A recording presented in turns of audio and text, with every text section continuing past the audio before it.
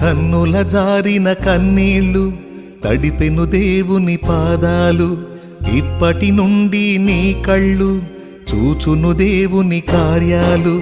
కన్నుల జారిన కన్నీళ్ళు తడిపెను దేవుని పాదాలు, ఇప్పటి నుండి నీ కళ్ళు చూచును దేవుని కార్యాలు.